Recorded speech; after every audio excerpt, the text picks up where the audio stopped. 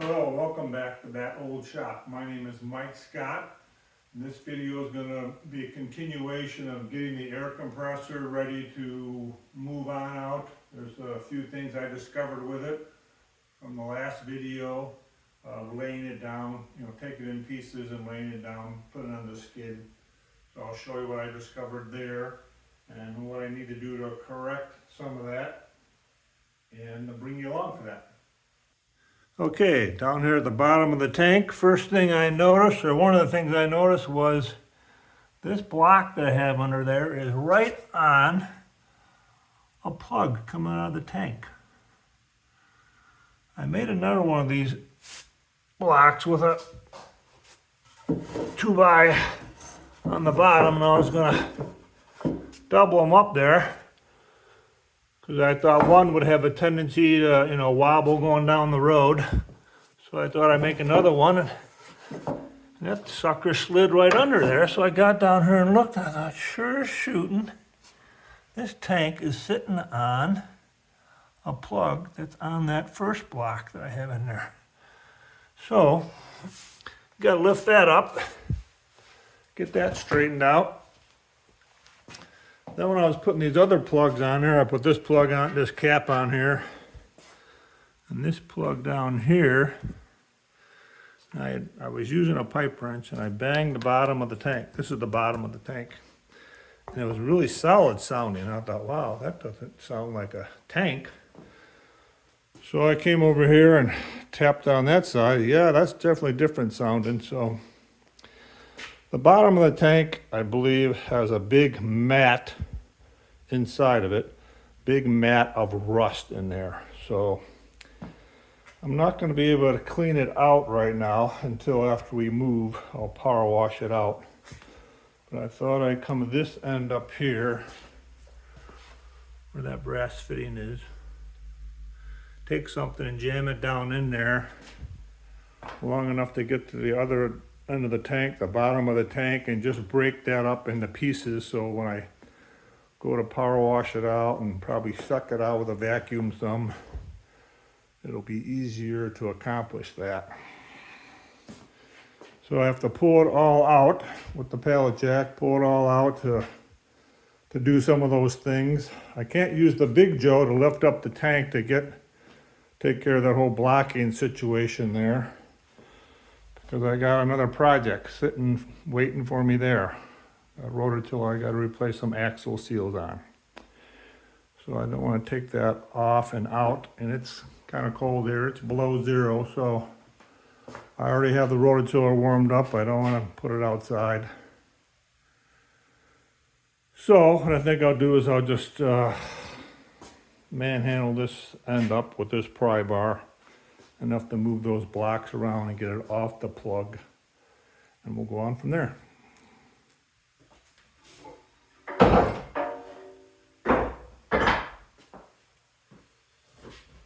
These blocks here I was going to put on top of here, screw them on top of there, maybe just one, I guess. So it won't have a tendency to roll, even though it's attached on this side with the mounting plate for these two items on the top.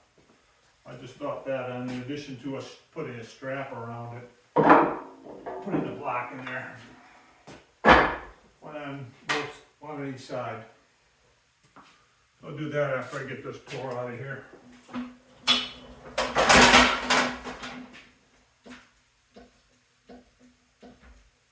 I'm really glad I got this pallet jack now.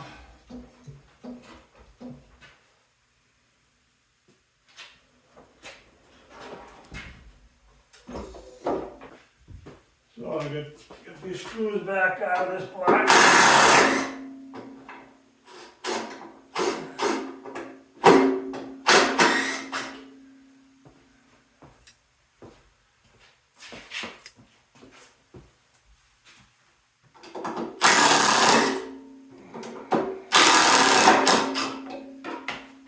I think I can just pry it up with this pry bar.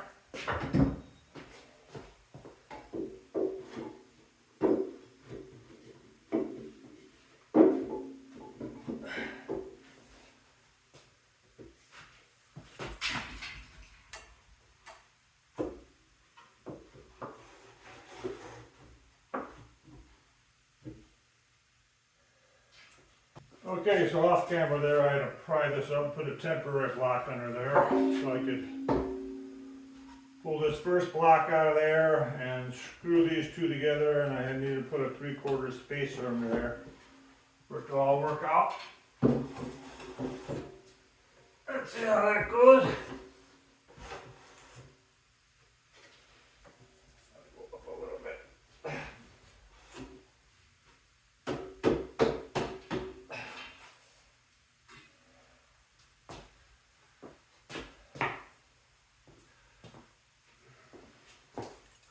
Little persuasion.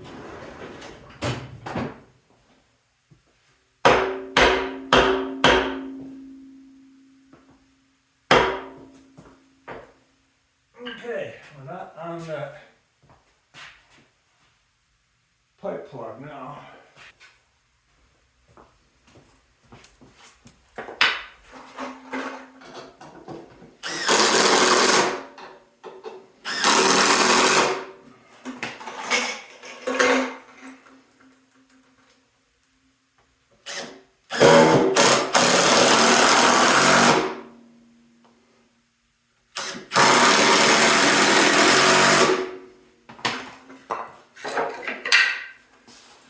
Some of you are probably thinking, why is he putting so many screws in it? It's just an air compressor tank. Well, this is a very heavy tank because it was made in the 50s.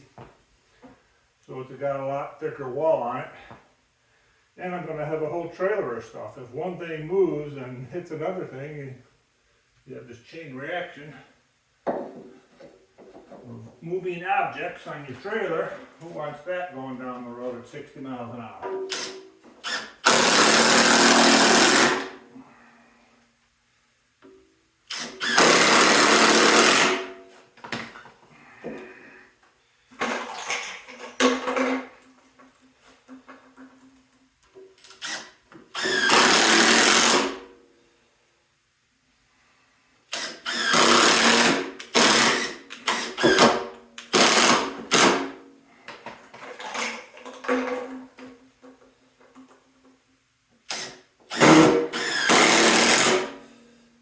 Screw head on that last screw, so I threw in a third one.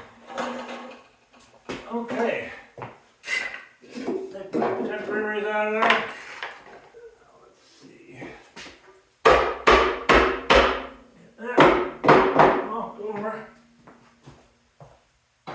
Throw a screw in there.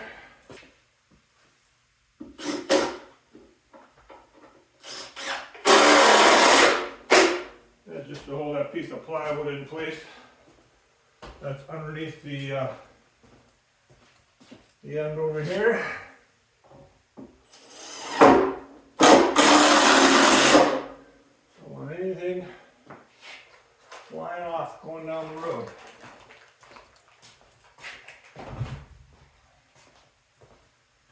Okay, let's get this turned. Guess I gotta jack it back up.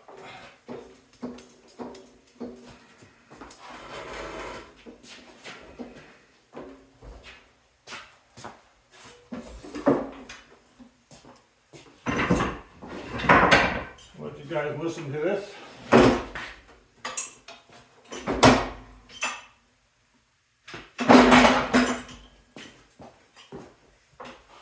That's what I noticed when I was putting the caps and the plugs in. Pretty solid sounding.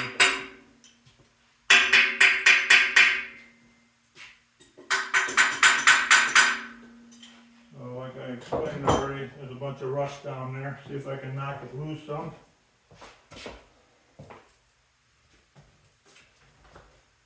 This piece of plastic pipe.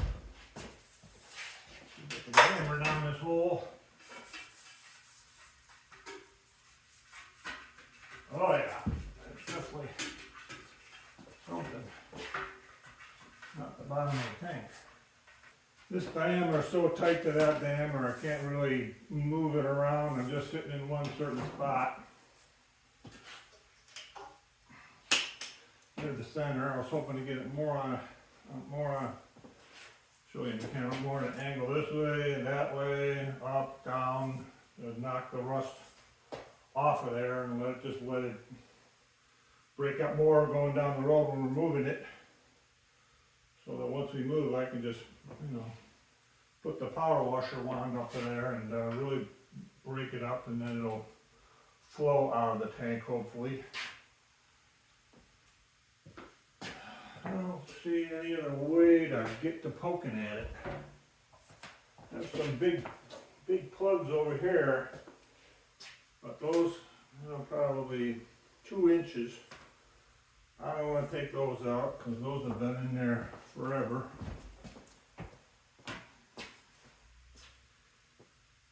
I think I'll move it out a little bit more so I can get a better shot at it.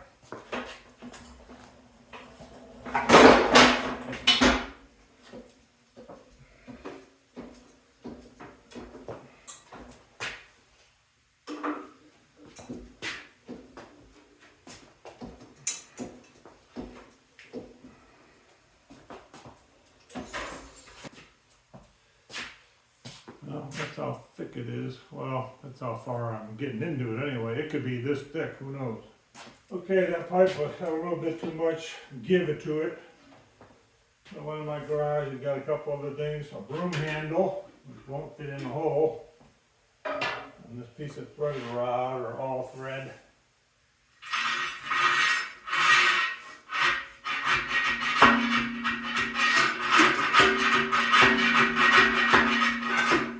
I'd say the rust mat is probably a little more than an inch thick. I don't think it's that thick.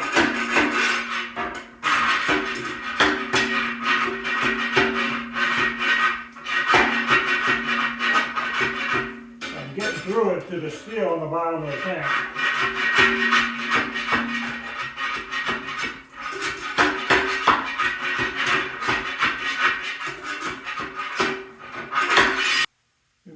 Leave it at that, otherwise I'm going to have to move the tank or take the compressor out off or scoot it out of the way, because it's in my way of getting some down angle to try to hit the rust mat down lower to try to break it up. We'll let it dry up. It's still kind of wet, you can see that. So that's probably helping to hold it together. Once it dries out, just like rust in a pipe, it'll all start to just fall out. So we'll leave that alone for now, until we move anyway. Get the power washer after it. Okay, next is going to be this fitting on here. Put more of a right angle one on there to get this all in farther, closer to the motor, closer to the skid. See what I need there.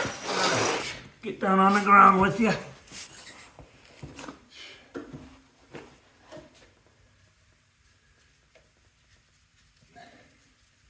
Thing about old machinery is you come across some odd fittings and fasteners and screws and whatnot. I don't know why there's this clamping mechanism and this clamping mechanism. I don't think I've ever seen that before.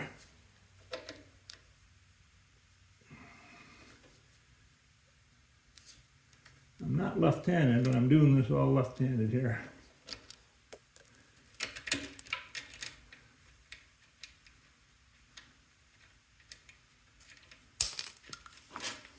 Well, somebody's got a red man on there and everything.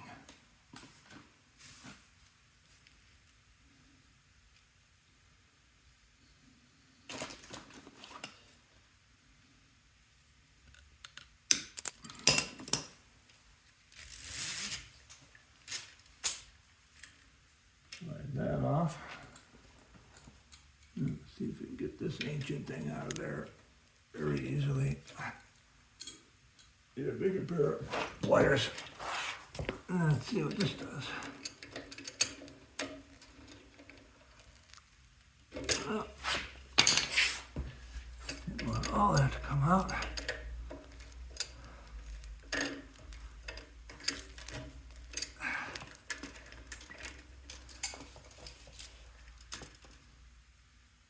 I really got to get this out of this reducer here.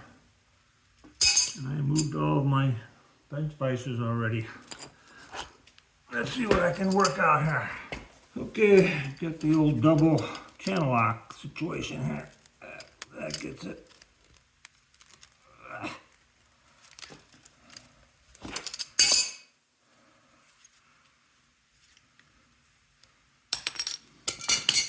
Almost like they put some pipe dope on there or something. So I'm going to put on there. This is more of a right angle deal.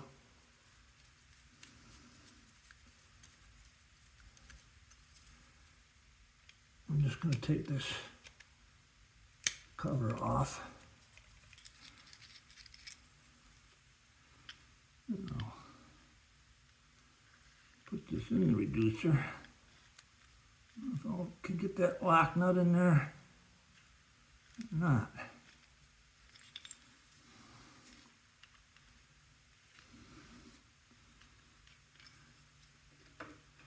Oh, you know what? This is pipe thread. Just notice that this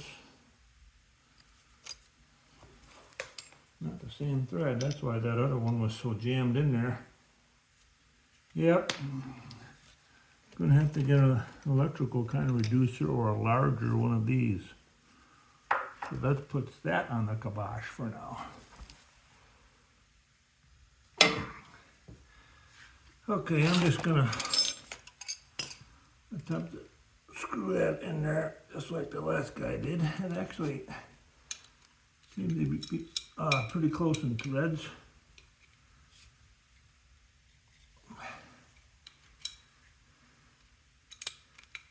Not really an electrical connection, it's a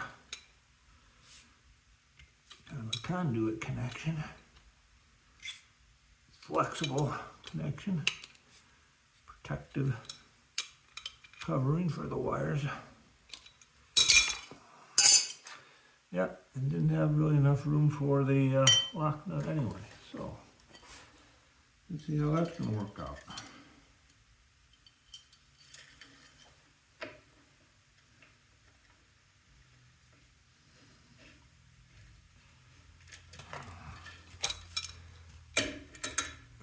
You gotta rinse this time. I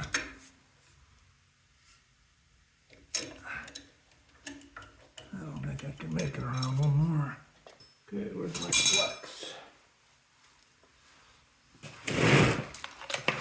I stepped on my red man.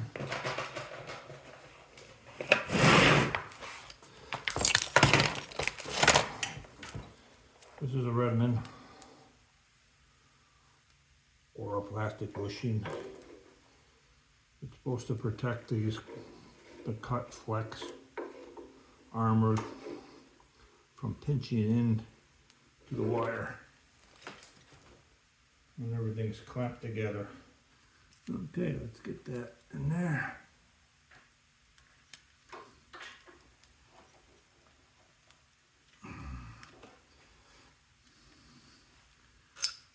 Just like that. Go like that. And that's too loose. Too loosey-goosey. I think this connector's for the larger diameter flex. I have some, just don't have it here because I moved it already. It is 600 miles away. I'm going to wrap a bunch of electrical tape around here to make that diameter larger. I'm usually the guy tearing that stuff off, but I've never done that hokey stuff before.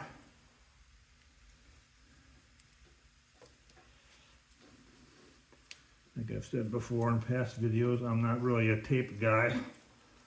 Electrical tape or duct tape is the stuff. Is not a very good fix.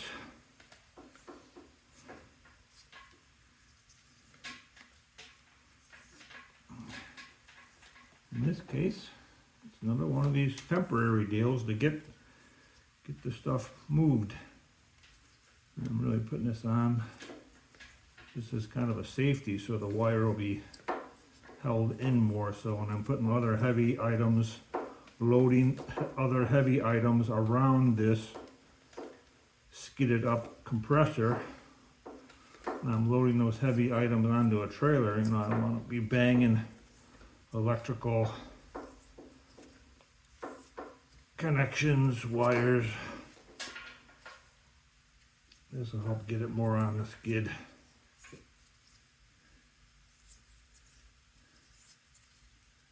Because I can't move the motor over because the compressor head is right there.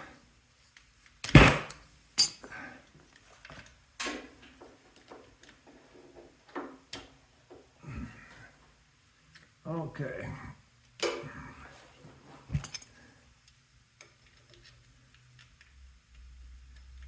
Use my hand. I'm kind of sitting at a awkward angle here. Awkward angle to what I'm working on.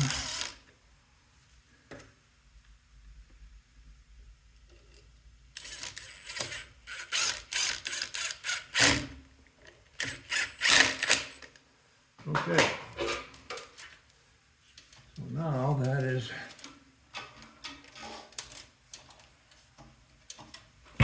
nicely out of the way. As you can see, there's the edge of the skid. So if I butt something heavy on the trailer up against here, it's not going to be able to bang that as long as I'm hitting the skid. The electrical will be safe. Okay, move on to the next item. Okay, and the next item was going to be closing up these two holes so nobody could stick anything in there. But I want to leave that open on the tank. I'm even going to take this cap off here. I want that to dry out. This compressor was being used fairly recently. Let's get a wrench on that one. That's why there's still moisture, and even though I drain it regularly, because of that rusty mat that's down there, it was holding moisture. So it'll be good that that does eventually get cleaned all out. So I'm just going to wrap some electrical tape around here. I was going to do the same thing on there, but now I'm going to leave that open. Just want to close this hole up.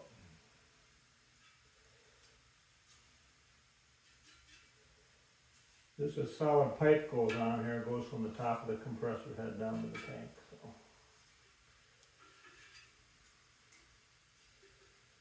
I don't have any brass fittings or threads that are on this brass fitting to, you know, put a regular cap on there. It's a flared fitting.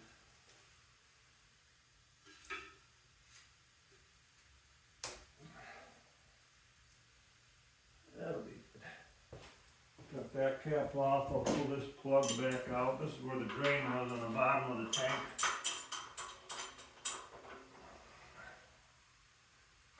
We'll take that off so we can get a little air circulation in there.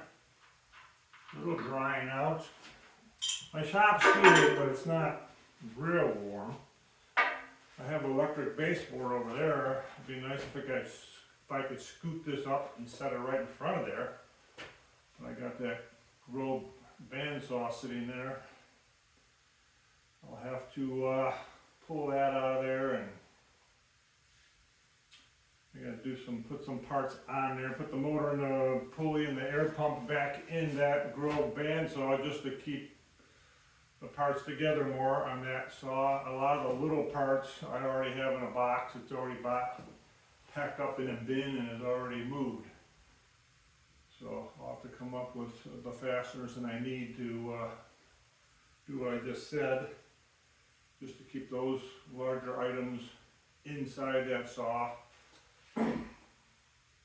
I'll probably have to pull that saw out to do that, because I don't want to be working right up against the electric baseboard to work on that saw. So I'll get that out of the way and get this scooted over there, and that'll help this to dry out with the heat from the baseboard heater. Get this dried out, and maybe I can poke some of that loose and get it to fall down and crumble up, and so it's good and dry and crumbly when it comes time to wash it out. Okay, so there's the electric baseboard over there behind the Grob bandsaw. I got all this stuff to jockey around. Like I said before, this is a pretty small shop. It's 16 by 24, and it's one of the main reasons why we're moving, to have a larger shop.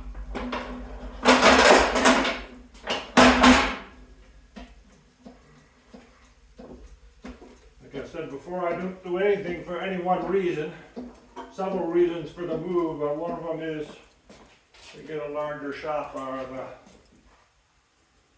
whole deal.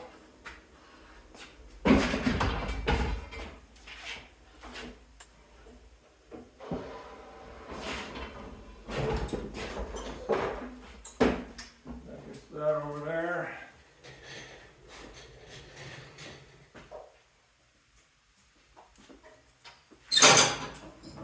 Let's see. Knock the motor door off.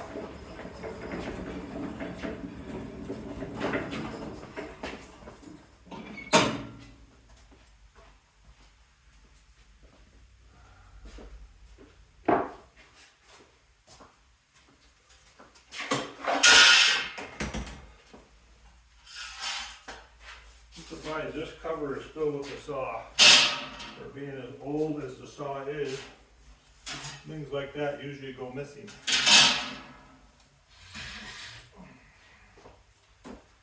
There is missing a lot of the parts to the power feed for pulling apart a workpiece into the blade, so I'm going to have to fashion up that. There's a weight system. They put all these weights on there to get different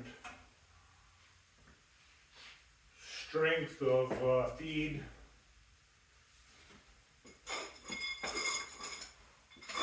It's already on pipe, so it's ready to go.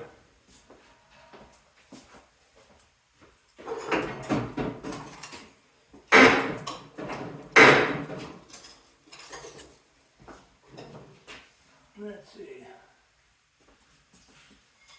We've got two under there.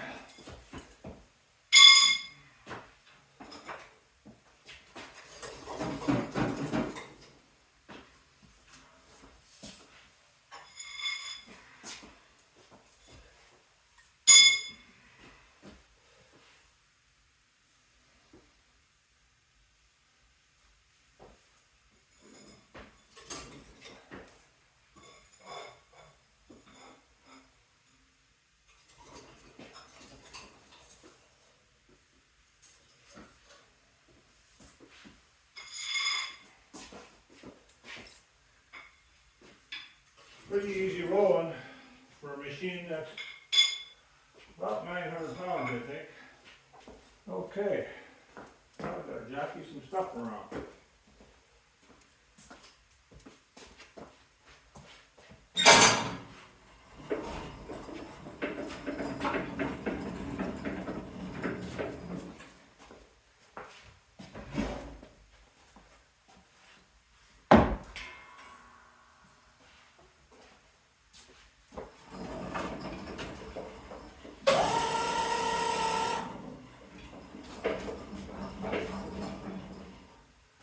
Big Joe helps to take advantage of a small space because, you know, rototill is hanging off there, so I can lift it up and kind of get it over some other obstacles.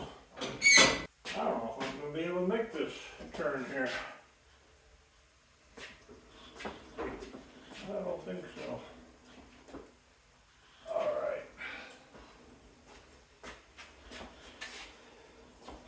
Like I said, one of the reasons for moving, bigger shop.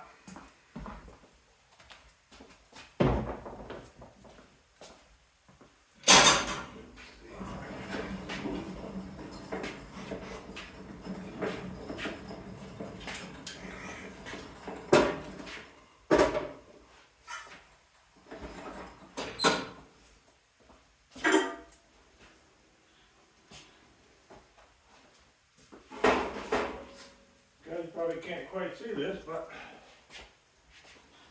it's happening.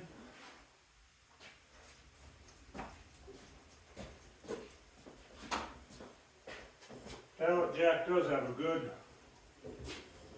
pivoting turning radius. Okay, I think you can see that from there. Got it pretty close to the heater.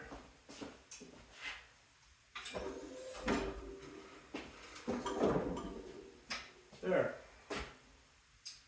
We probably got at least 2 more months of heating season where that's going to be running. So once that gets warmed up more, that'll hold heat and start to evaporate continually the rest of the moisture out of there that's in there. I had packed a lot of items in one of these bins, namely a lot of my angle grinders that were in a cabinet hanging outside that some of you have seen before. I had this thing pretty packed, and then on top of that, I packed a lot of the items that I took off of the compressor. One of them being the water separator. And I needed one of the angle grinders today for something, so I dug into this bin and I noticed there was water all over the bottom and on top of some of the cords from the angle grinders and such. So it was a big smelly mess in there. You know what air compressor water smells like? Kind of stanky smelling. So I had to clean all that out, and I still got to finish wiping off the cords and load it back in there. But maybe that'll be a good spot for it over here, so the heat will help that to continually dry out. But that was a mistake. Don't go throwing that in when you're moving a compressor. You take this off, throwing it in with a bin of stuff, because it's got moisture in it. Even if I would have dumped it out, there still would have been some. Okay, so getting back to it, got the air compressor up against the heater there. I repacked this bin that is just full of a lot of angle grinders, probably 6 or 7 in there. Had to wipe all the cords off because I got all wet when I had that stinking water filter that I just set it in there and didn't realize it had a whole bunch of water in it and made a big mess. But anyway, got that all repacked along with some compressor stuff in there. Those angle grinders, you guys have probably seen this. This is a cabinet I had hanging up outside. It's actually turned on its side right now, but you can see the crescent shaped cutouts I have in there. That's where I'd hang all the angle grinders outside. This was bolted on the wall outside. And then I had an outlet out there I could just plug in and bench vices and everything out there, or I could just keep some of the dirty work outside. But that I'm going to have to pack with some stuff because we can't have an empty container being moved. So I'll probably put I don't know what in there. But the next thing we're going to work on is this bandsaw here. This is a Grob. I think it's a 14 if I'm not mistaken. Metal cutting bandsaw with that motor down there under the bench. Some other parts I have to locate yet. An air pump, an air puffer really, for blowing the chips or the dust off of the cut line as you're cutting. That's what supplies the air for that. So I'll have to locate that, and then we'll move this over a little bit, give us more room to work, and we'll start putting that back together. Okay, well, as you can see, I need to improve on my machine moving capabilities there. A little out of breath there. Like I say, this saw weighs about 900 pounds, I think. But there's an access door on the other side. I'll get the camera and show you.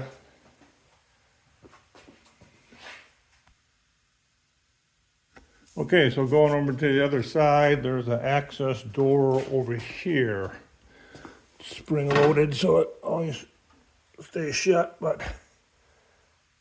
you see I'll let it go.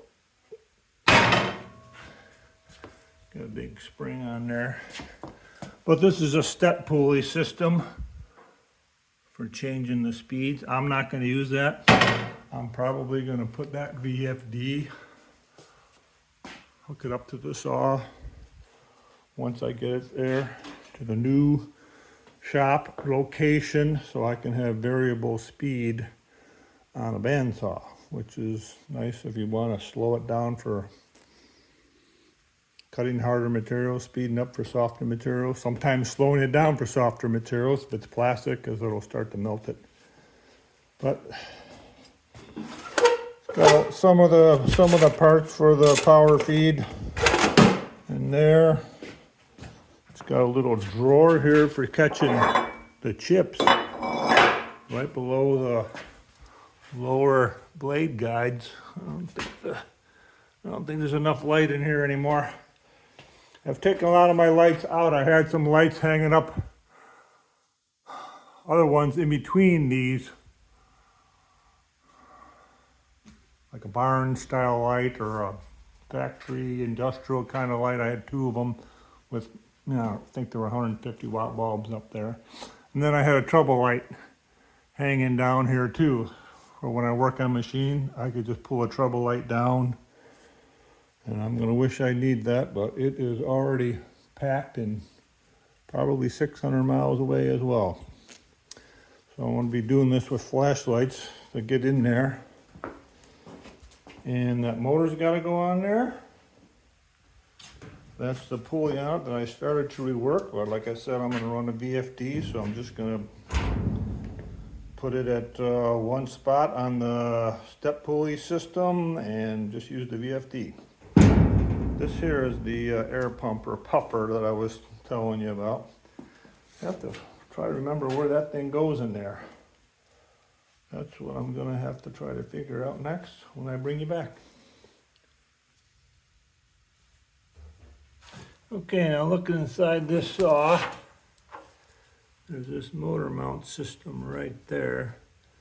Those four larger holes, let me get you focused in there, in those rails, 1, 2, 3, 4, that holds the motor. And that little puffer pump goes over there. I think those two small threaded holes right there.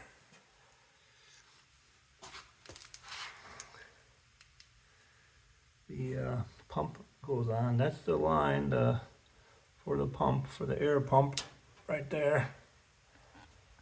And this is a little different system here. Let me stop that from swinging. Sorry for the flashlight situation, but that's the lower step pulley. A belt goes around that into the motor. And then that threaded rod back there goes to the outside. That's an adjuster for that pulley to tension it.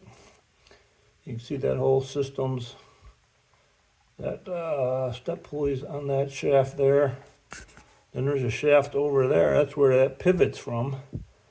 And then that threaded rod, that adjuster rod or bolt, adjusts the tension. And then right above it, there's another pulley. It's not a step pulley, it's a single pulley. It's got the same type of tensioner. I think that's a two-step pulley. I'll have to bring you around to the other side. Okay, we're on the other side now. This is that bottom step pulley. And up above that is just a two-step pulley. So that this belt right here goes up to the bottom wheel arbor and spins that wheel and spins the blade, of course. So this is the operator side of the machine. So again, over there mounts the the motor with the step pulley facing this way. And it goes on opposite of this, of course. The larger diameter pulley is going to be towards us here, and the smaller diameter is going to be that way. It's got 1, 2, 3, 4, 5 steps here. Let's go look at the motor pulley. Okay, the motor pulley is here on the bench with the motor and the pump. Motor pulley has 1, 2, 3, 4, 5. And then it has another one that's a smaller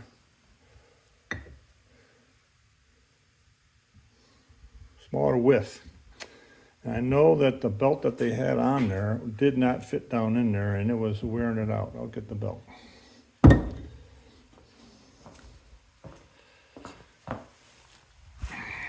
Okay, here's the belt. And you can see it fits in these grooves here, the other 5, but it doesn't really fit down in this one. And this is what they had on there. And then it was messed up here. And I had welded it up, started to rework it on my lathe, but I have such a small lathe, it just couldn't get out here where I needed to get in there and cut that nicely in there. So I'm going to have to redo that eventually, because that is what runs the pump. You can see the pump here. It's got a small groove also. It's not as wide as these other ones. And that's going to take a narrower belt. So that's got to be reworked eventually. But like I said, since I'm going to run a VFD, on the saw, I'm just going to put put the belt on one of the set of steps here to correspond with the other pulley, and just use the VFD. And then remove that belt. That belt, let me get that one.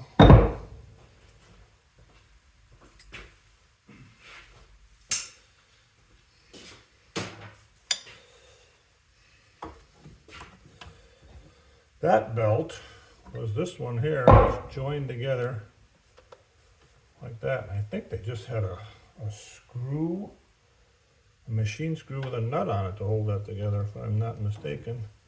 And that's what they had running on these other pulleys, other steps of the pulley to run the saw arbor.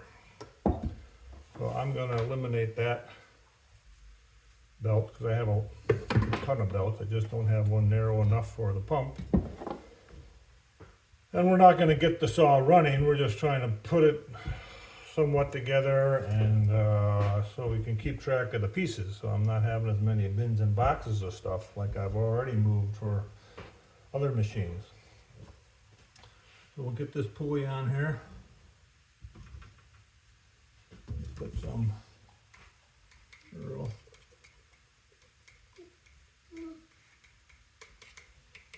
and some pretty thick stuff. That's whey oil, I think. Just to keep it from rusting together.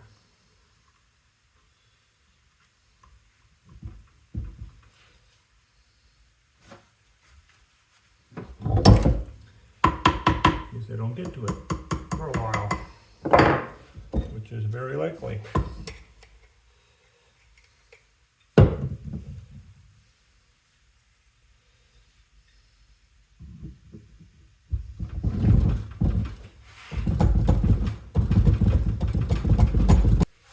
Take the set screw out. It was down there just enough to stop it from going on.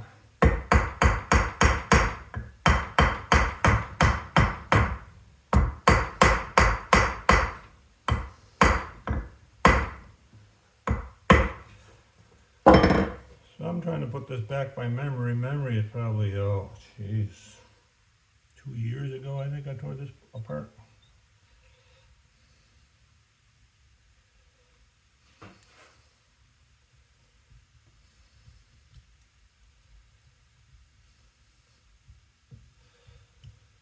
That's on there. That's how that's going to go in there. You have to I spy out to see exactly where this pump goes. I think it does go in those 2 threaded holes, judging by the air line hanging down there. So we'll get this in there. I'll bring you over there. So off camera here, I got to scrubbing up the motor a little bit and air pump. And I noticed there was a nut missing on one of these rods for holding the motor together. So this is all banged up here, so I thought I'd clean that up. So I took the rod out, and it's got this big kink in it like that. I thought, uh-oh. I wonder if the other ones are like that. So I took another one out. Sure enough, it's got a kink like that. I hope nothing hooks on that kink inside the motor. If anybody knows, if there is something in there, let me know and I can write myself a note to fully disassemble this before running it. Right now I'm gonna try to just get this together. Got my tray of bolts out here, period correct. I just got to clean up this rod so I can get a, oh that's really bad. I think I'm going to have to chase the threads on that. Well, more off-camera mojo there. I did chase those threads with a die and was able to get some nuts on there. But that is interesting that those rods had that kink in there, and it doesn't look like somebody damaged them by forcing them, trying to pound them out or something. It looked like it was made that way on two of the rods. I didn't pull the other two out, so if somebody knows if there's what the reason is for that, if there is a reason, please put it in the comments. I'd appreciate it. So we got the motor ready to go in now. It's a nice old motor. It's a Wagner. It's a half horse, 3-phase, 1725 RPM.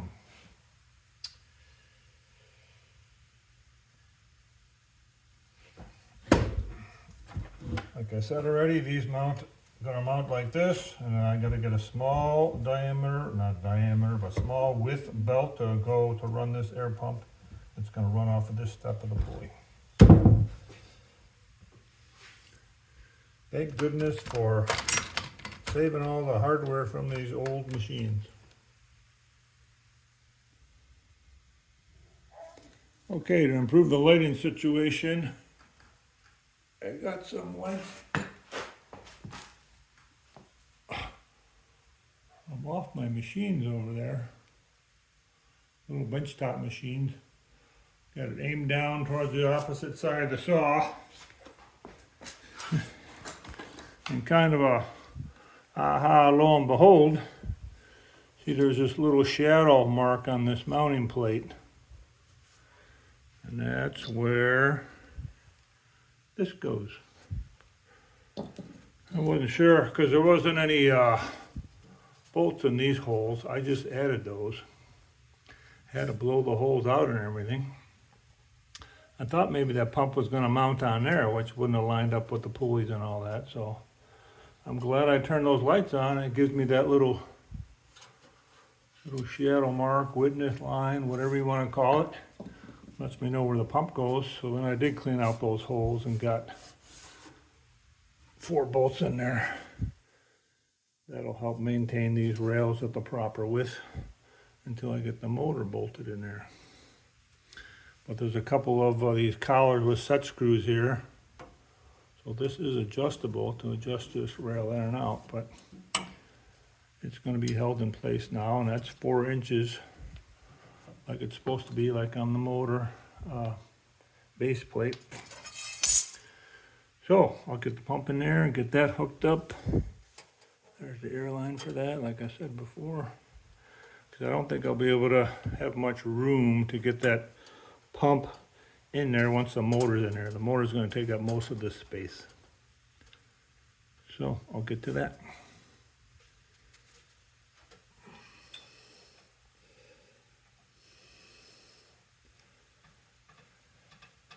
I did drop some oil down in there, about 15, 16 drops. Some light oil. Turned the pump. It actually did not push any air out. So I imagine this pump is going to need a rebuild, but I'll get it hooked up. Get it in place.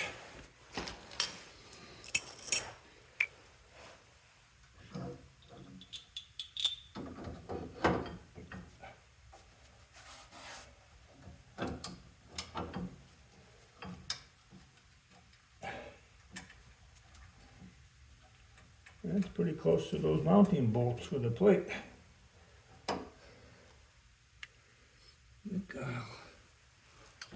That's right up to that other big pulley there.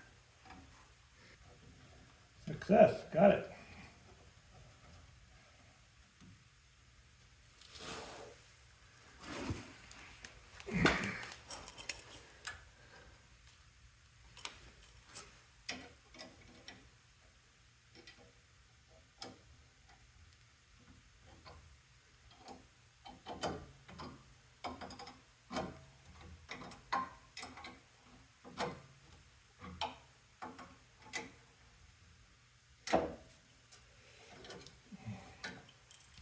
Some of you are probably wondering, well, why am I bothering to bolt this stuff in there? I'm just going to have to take it out when I start to work on the machine. The pump's got to be rebuilt, wall's got to be reworked. Well, it's kind of a psychological thing because this has been apart for so long. It's nice to put some of it back together. You can look at the machine and move it around and think to yourself, well, yeah, it's not in the same condition it was for the last 2 years. I've done something to it.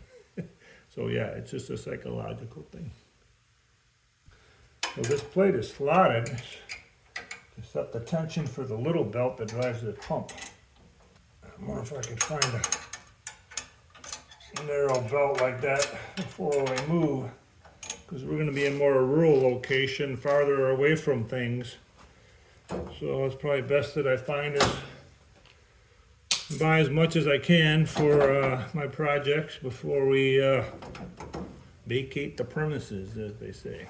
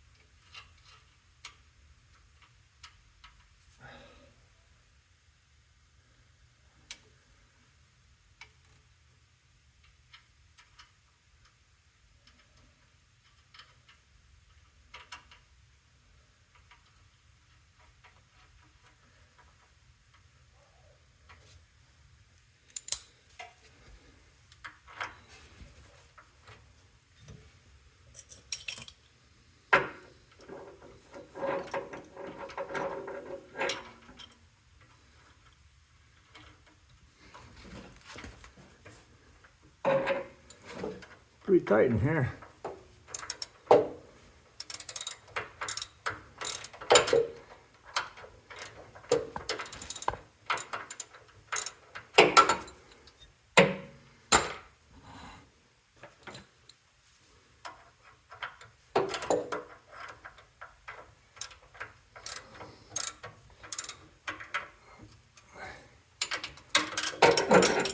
For the other three.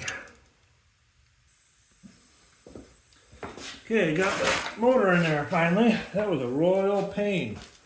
Let me tell you, not just a regular pain, that was a royal pain. That motor, when I work on this in the future, I am going to use the Big Joe, take the plate off it and just use the forks in the Big Joe to get this thing up in the air so I can get underneath it like a car. Because boy, those motor bolts were, like I said, a royal pain.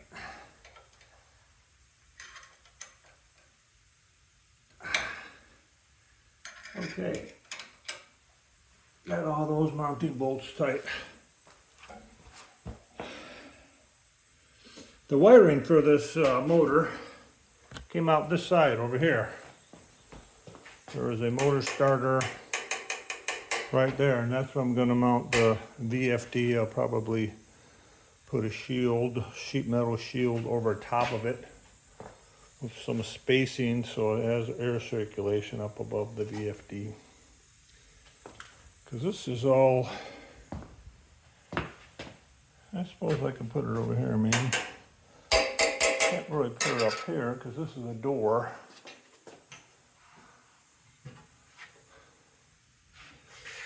That's the door, and behind that door is the welder, which I got to finish rewiring that. So I just stuck it in there just like the motor. Stuck it in there just to have it together. I got to bring all these down. These are all for the blade guides, these little brass blocks. And there's a ton of them. There's that many. And I think I got more in this drawer somewhere, but yeah, she's a sweet machine. Actually, I think I put tires on this already. Yeah, there's a pretty new tire on there.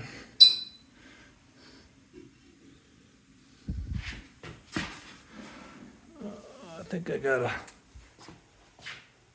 crown this one on the bottom yet. Anyhow, just sweet, heavy machine.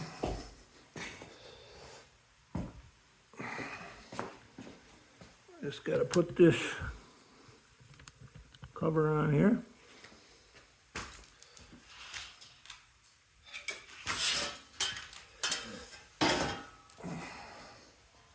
That'll be all buttoned up.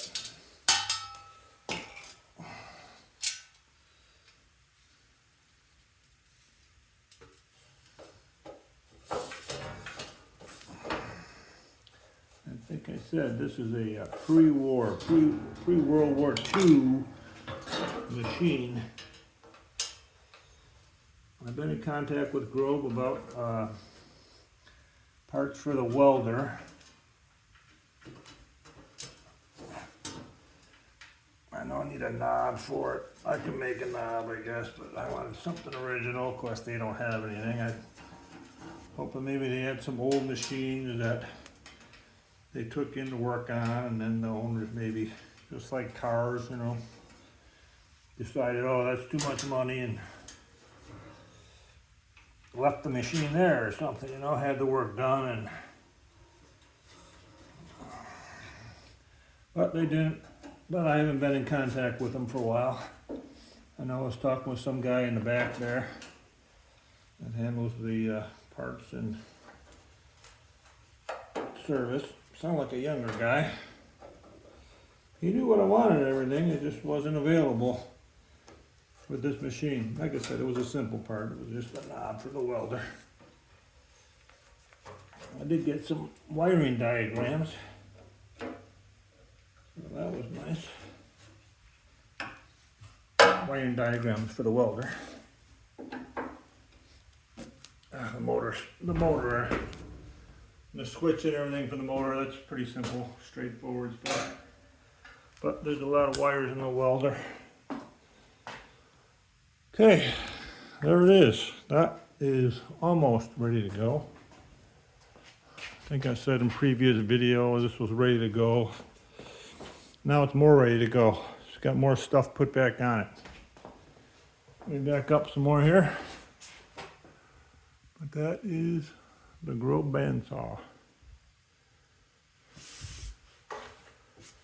Put one belt on there, and I gotta find the narrow belt for the for the air pump. And I gotta work on the air pump. Probably got a leather diaphragm in there. That's what some of those older air pumps have, just a piece of leather in there. So I'll have to source that, Hobby Lobby or someplace.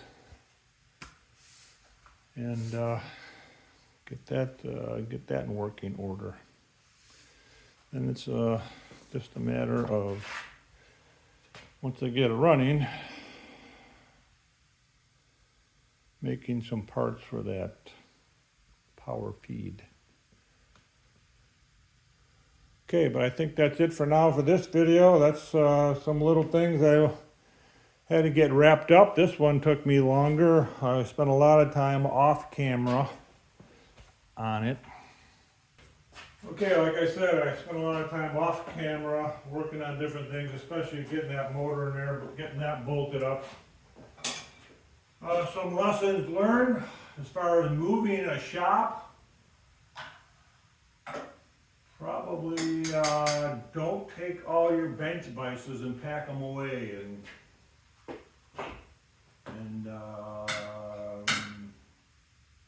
pack them away or move them. That's what I did. I took all my bench vices. I even took the vise off the mill. So I had to hold some things while I was working on this, and I ended up using vice grips and stuff to try to hang on to it. A vice would have been much nicer, so I wish I would have kept one, even just a small one. I had one small one that I used for working on cars that I clamp onto that AV cart that I've showed you guys before.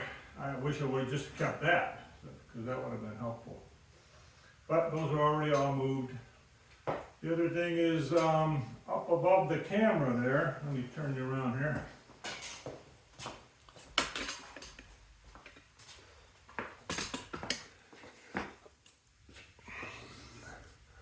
Up above the camera there, hanging from the ceiling,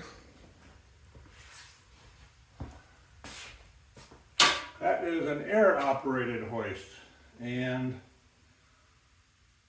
I could have used that for moving the air compressor out, but I need the air compressor to run the hoist. So that didn't necessarily work out. I wish I would have had some even lighter duty Chinese, some kind of electric hoist that's got just a hook that it hangs from. I do have one that's got a hang from like a trolley system almost. You guys have probably seen those. They're pretty cheap, like $150 or something. And I actually use that for dragging machines on and off my trailer, actually, as long as I have 110 voltage, because that's a 110 deal. But I do have this other, and I'll move the camera again. I do have that little contractor's air compressor. I did use it on the bandsaw for blowing out some holes, but I could probably use that to run that hoist. I could have maybe hooked that up and used it for dragging the air compressor out here and dismantling it, but I had the Big Joe, so. I haven't used the Big Joe a lot since I've brought it home, so I guess I wanted to really use it on there. I did not have it when I brought the compressor home and had to reassemble it. Wish I would have had it then. I had to manhandle all that.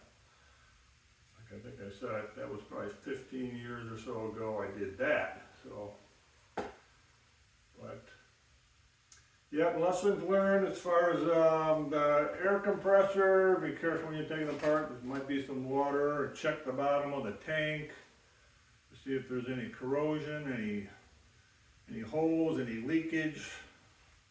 It's not going to be in this one because this one is so thick. Even though it's old, it's thick, and it's not an oilless. A lot of the new ones, even the larger ones, are oilless. So the oil mixed with the air inside the tank keeps it from rusting through, and the thickness of the older tanks. But that's it for this video.